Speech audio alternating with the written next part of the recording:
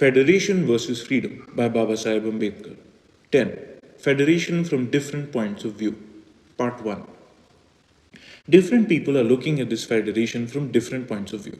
There is the point of view of the princes, there is the point of view of the Hindus and the Muslims and the Congress. There is also the point of view of the merchant and the trader. The point of view of each one of these is, of course, the result of their particular interests.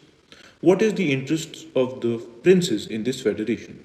To understand the motives of the princes, you must go back to the Butler Committee.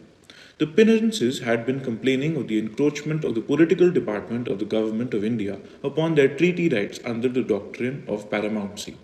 The princes were insisting that the political department had no greater right against the states except those that were given by the treaties subsisting between them and the British government.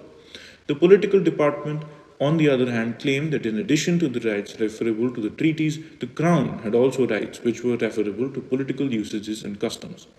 To adjudicate upon this dispute, the Secretary of State agreed to appoint the Butler Committee.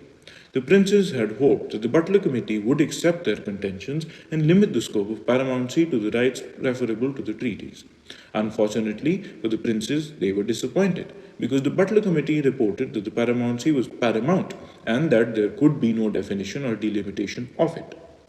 This decision of the Butler Committee meant the complete subordination of the princes to the political department of the government of India, and the princes were in search of an escape from this unfortunate position in which they were placed, and they found, and quite rightly, that the only solution which can enable them to escape the tyranny of the political department was the federation, because to the extent to which the federal authority prevailed, the authority of the political department would vanish. And as the federal authority could only be exercised by a federal legislature and a federal executive, and as they would have sufficient voice in the federal legislature and the federal executive, they thought of federation. The federal solution of their problem offered two advantages to the princes.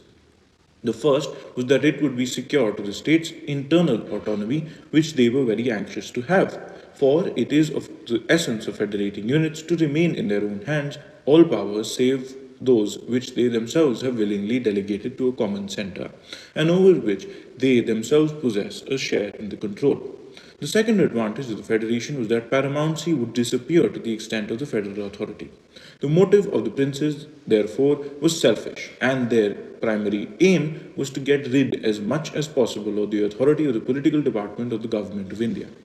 This was one of the primary interests of the princes. The princes had another interest to safeguard.